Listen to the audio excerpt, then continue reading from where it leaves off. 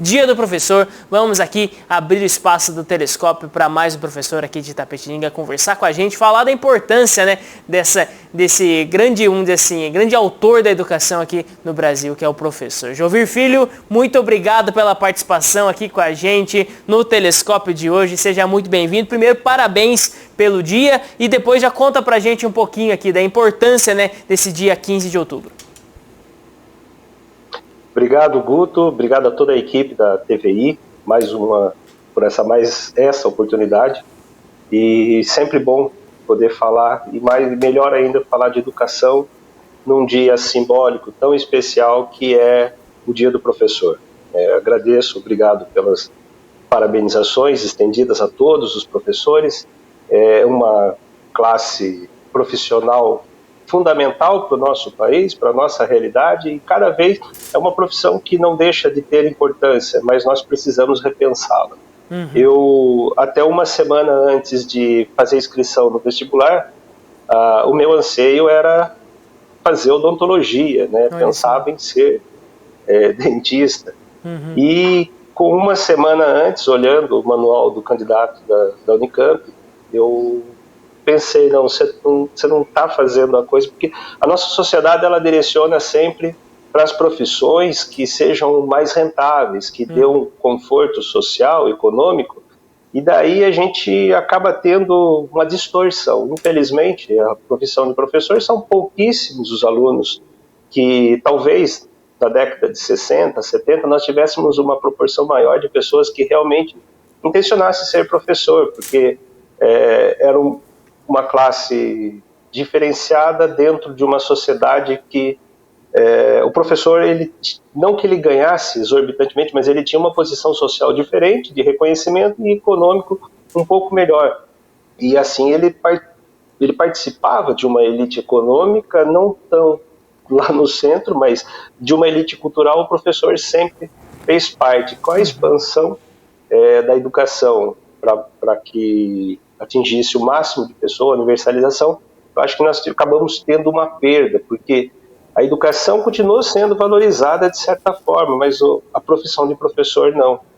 Assim, nós temos uma realidade hoje em que nós acabamos tendo cada vez menos pessoas que têm o anseio de ser professor. Então, o que eu gostaria, como recado principal nesse momento, é que a gente cuidasse com maior carinho, principalmente da formação dos professores, da valorização. Eu acho que os professores que são essenciais e que deveriam de ser mais valorizados são os professores da educação infantil e da educação fundamental 1, a primeira, os anos iniciais, porque é a formação para a nossa vida, né? E nós ainda não temos isso, pelo contrário, é a classe que vive sempre no piso, que trabalha muito, e o maior reconhecimento acaba sendo no carinho dos alunos, mas poderia ser um reconhecimento social maior também, né? Muito bem. E Jovir, hoje você vê assim, e algo que eu pude experimentar, né, nos meus tempos de escola, também de faculdade, muitas vezes um olhar assim Guto, pro professor... só um minutinho. Oi. Tá sobrepondo o áudio, acho que tá um canal, eu não tô conseguindo ouvir sua voz, tá algum canal... Oi. Acho que agora já tá ok, Jovir? Certinho? Agora tá ok. Vamos lá, então, trazendo aqui justamente assim algo que acho que todo mundo já experimentou, já viu, né? Muitas vezes que o olhar para o professor por parte do aluno, muitas vezes como se assim, professor, o senhor só dá aula ou tem algum outro trabalho, entendeu? Como se fosse, vamos dizer assim, um trabalho para ser conciliado ali com outras coisas e não, vamos dizer assim, uma profissão mesmo. Também a questão muitas vezes do pessoal falar, né? Vou tentar trabalhar nessa área, tudo, aí se não der eu viro professor. Você já viu isso? Você acha que essa mentalidade, muitas vezes, ela acaba prejudicando, né, o interesse das novas gerações por isso? E em algum momento se criou essa imagem de que professor, não, se der tudo errado, eu fiz a faculdade, não consegui, vou ser professor. Isso não acaba, de certa forma, trazendo também essa imagem pejorativa até pro termo? Perfeito, Guto. A pergunta é mais do que pertinente. Infelizmente, posso dizer que a maioria acaba sendo por um acidente de percurso, né? Que Se a gente fizer uma consulta no segundo ano do ensino médio, do terceiro ano do ensino médio, generalizadamente, né, escolas públicas e privadas, eu acho que não tem 1% que possa pensar em ser professor. Pode falar em algum momento assim de maior ideologia, quando se compra uma ideia de fazer o bem e tal. As crianças da educação infantil, como eu digo, acaba tendo esse retorno do professor, porque a criança ela sente a figura que é aquele professor, porque é uma atenção plena para ela. Ela está se construindo como pessoa e às vezes ela chega a receber uma atenção carinhosa maior do que ela receba do próprio lar. Então ela se espelha. Então você pode perguntar para uma criança da educação infantil o que ela quer ser, muitas vão responder que querem ser professor, né? Porque é o espelho. No entanto, vai caminhando isso vai se perdendo, e daí surge essa figura que é eventual, como você menciona, né? Ela é eventual porque a pessoa trabalhava como vendedora e de repente caiu as vendas, ela precisa de um novo ofício, ela faz uma faculdade e hoje em dia a formação à distância ela é uma conveniência, né? No meu primeiro dia de aula, eu estudei a vida inteira em escola pública, né? Eu sou aluno do Vilaça e da Peixoto Comide, então eu tive no ensino médio 1 ano e meio eu fiz na Peixoto Comide, e minha universidade foi pública, então eu devo muito ao sistema público. E eu queria retribuir isso. Então quando eu voltei, a minha primeira aula em Itapetininga foi na escola Sebastião Vilaça. Então só que eu falei que eu só aceitava, na qualidade eventual, substituir o que era da minha área, que é a língua portuguesa. E eu substituí, né, toda noite com língua portuguesa. No entanto, ao final daquele dia, uma colega de trabalho ali dizendo que estava cansadíssima, que tinha dado 14 ou 15 aulas no dia, o que é um número gigantesco. E eu perguntei do que ela dava aula. Ela falou que ela dava aula de tudo, né? Inclusive ela tinha faltado à faculdade naquele dia para poder dar aula à noite. Então eu falei, peraí, será que eu estou no lugar errado? Será que esse professor eventual, ele pode ser uma antítese do que a gente sonha para ser professor? É uma figura que o Estado criou, né? A demanda de mercado, ao invés de eu contratar um professor e efetivá-lo, eu transformo em eventual, e essa figura foi mudando de nome, mas ela ainda existe. E eu, naquele momento, tive uma angústia em ser professor, tá? Eu já tinha tido experiência em Campinas, de trabalhar tanto em escola como num cursinho, que a gente era gratuito, era para pessoas carentes, e ali é uma experiência muito bonita, muito gratificante. Não acredito em trabalho voluntário, principalmente de professor, porque o professor ele aprende, ele está em constante aprendizado, porque aprendizado mesmo é na relação do ensino-aprendizagem. E naquele momento, ouvindo aquela pessoa dizendo que ela deu aula de física, de educação física, de língua portuguesa, de biologia, eu falei, mas será que nós não estamos fazendo tudo errado? Alguns dias depois eu fui chamado para dar aula numa faculdade de letras, e eu me imbuí. Então nesse momento falei, será que eu posso tentar fazer a diferença formando professores? Não sei se eu particularmente consegui transmitir tudo, mas eu sei que muitos se tornaram bons professores e compraram essa ideia de que a gente pode fazer, mesmo dentro da dificuldade, a gente fazer diferente, sendo que essa realidade, hoje a gente corre o risco de ter uma uberização da educação, ela já existe, só que ela talvez seja oficializada. Então, o momento é de reflexão. E muito obrigado pela pergunta. Muito bem. E falando hoje, né, dos desafios que nós temos, Jovir, eu acho que já era algo que vinha apresentando, nessas mudanças que nós estamos tendo, principalmente tecnológicas, elas já apresentavam um desafio novo para os professores em geral, para a educação em geral, desafios e oportunidades, vamos colocar assim, né? Mas agora, com essa pandemia ainda somada a tudo isso, uma mudança radical aí nas formas, vamos dizer assim, principalmente na presença, né, dos professores junto com os alunos, quais você vê assim como as maiores dificuldades que o professor hoje, nesse dia, ele está enfrentando, Jovir?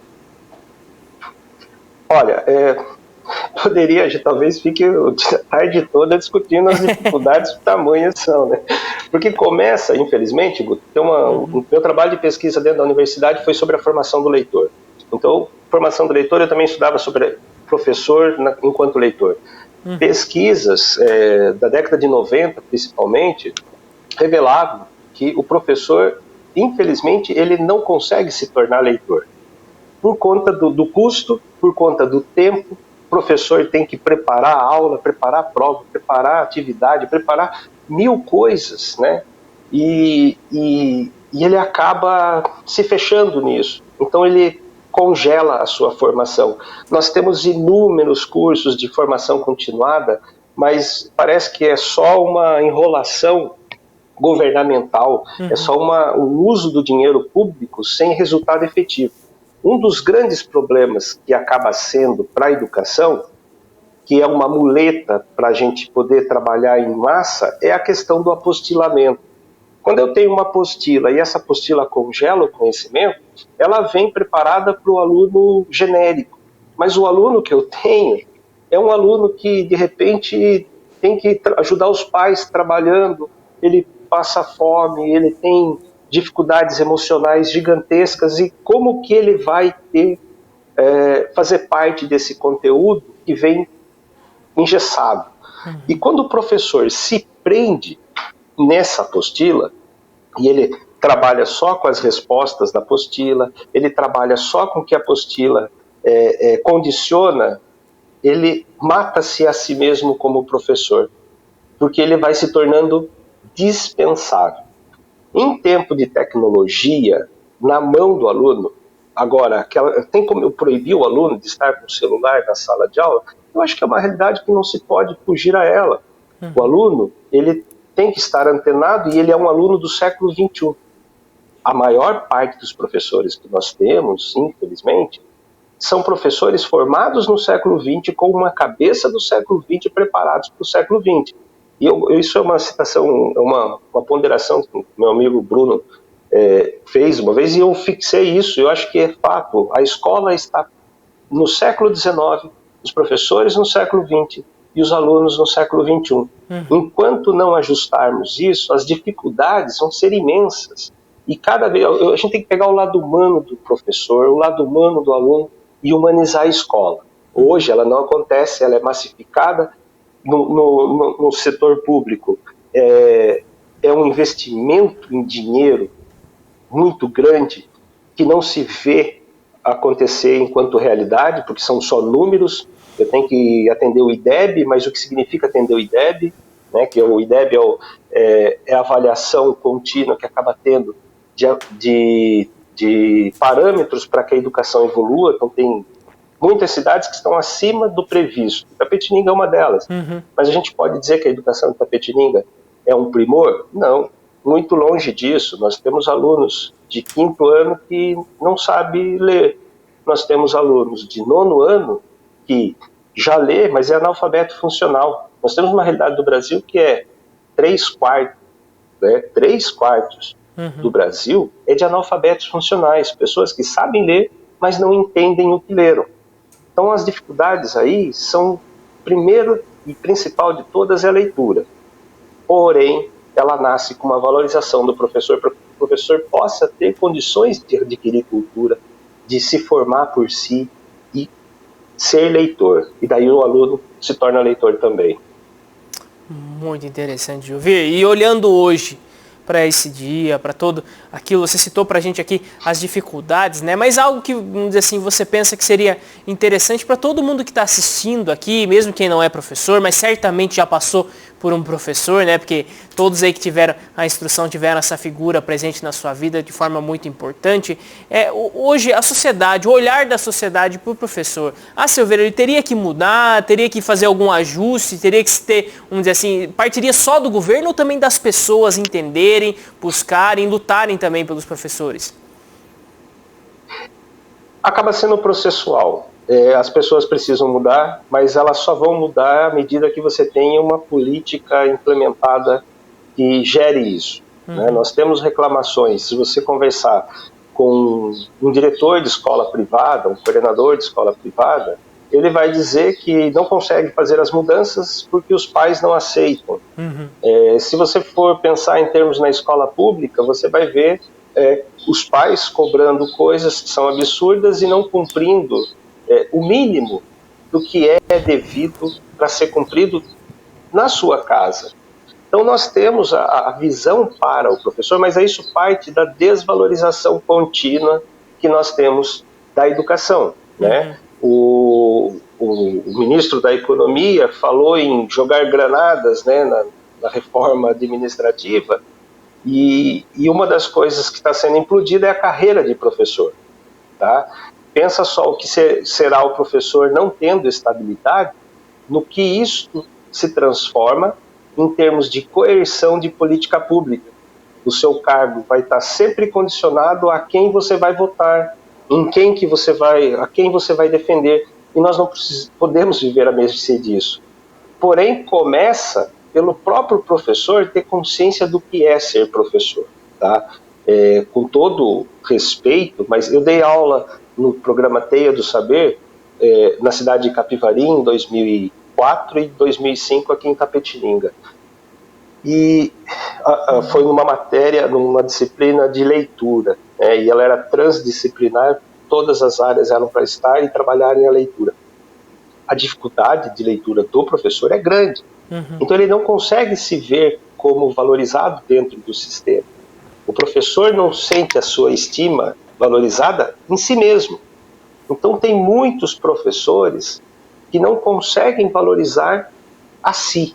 Daí como que nós vamos cobrar que os pais, que os alunos, que o coordenador, o diretor, o supervisor, o prefeito, o governador e o presidente valorizem?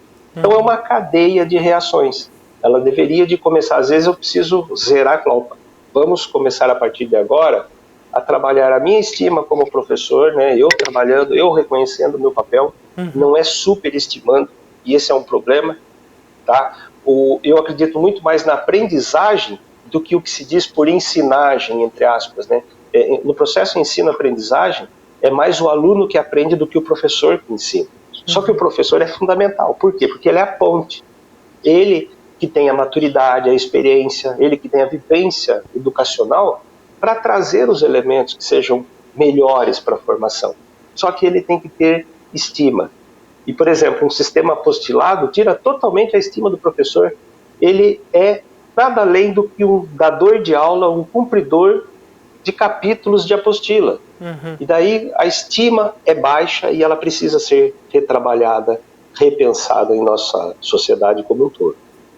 Muito bem. Jovir, eu só tenho que agradecer a sua participação com a gente, só agradecer também por todo esse trabalho feito, né? Eu tenho certeza aí que muitos dos alunos que passaram, que estiveram nas aulas, tudo, viram mesmo esse olhar crítico, esse olhar interessado mesmo pela educação, pelo aprendizado aí dos alunos, tudo, que isso se reflete muito também no trabalho. E deixo aqui os parabéns pelos dias de hoje. E eu gostaria que você, se puder aqui, vamos dizer assim, deixar um recado, né? Eu conheço muito pouco, assim, né, para poder falar, mas se você puder falar hoje uma mensagem até para os professores que estão assistindo aqui com a gente, professores aqui de Itapetininga, e também de onde chegar aqui os sinais da TVI, a nossa transmissão aqui pela internet, né? Pelos dias de hoje, qual a mensagem que você gostaria de deixar aí para esses professores, Jovir?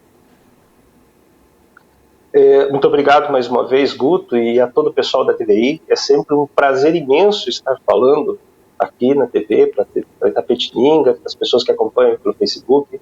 Eu tive a experiência com o Pausa para a Educação, que foram ótimos momentos, que a gente compartilhou conhecimento, que a gente trabalhou, e eu tenho um anseio desde sempre. Eu acho que eu gostaria de estar acolhendo todos os professores.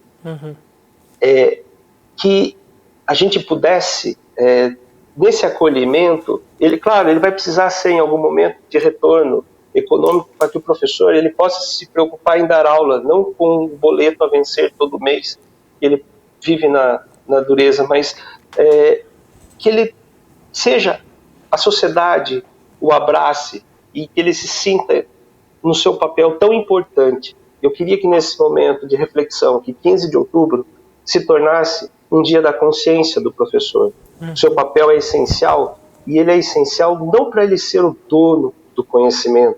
Nós não somos os donos do conhecimento.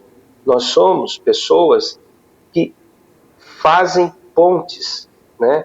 Que constroem a humanidade através de gestos. Então isso é muito importante. Nosso gesto, eu queria que os professores, principalmente, eu tenho um carinho enorme pelos professores e professoras da educação infantil e do Fundamental 1, que são o pilar, que sofrem, que carregam toda a carga. Eu queria que hoje se sentissem abraçados, acolhidos por essa sociedade que ainda não aprendeu a valorizar tudo o que eles oferecem enquanto formação humana. Então, agradecer a TVI pela iniciativa ao longo da semana de receber professores, de dar essa oportunidade de falarmos, de demonstrarmos o que a gente sente e pensa, e acima de tudo, que esses professores todos, eu tenho muitos amigos, muitos colegas conhecidos, trabalho muito com educação, né? Eu particularmente estou na educação há 23 anos, mais ou menos, porque comecei lá dentro da Unicamp ainda, com cursinho preparatório de vestibular para pessoas carentes. E eu queria que todos esses professores que eu conheço ou que eu não conheça, sintam-se abraçados, acolhidos, e que essa sociedade aprenda a olhar de maneira gratificante e gratificadora para o professor. Muito obrigado, Guto, e muito obrigado à TVI. Muito obrigado, Jovir, pela participação aqui com a gente. Então, conversou com a gente aqui, Jovir Filho, professor aqui na nossa cidade de Itapetininga. Fica aqui também os parabéns, então, da TVI a todos os professores aqui da nossa cidade, todos que nos assistem aqui também.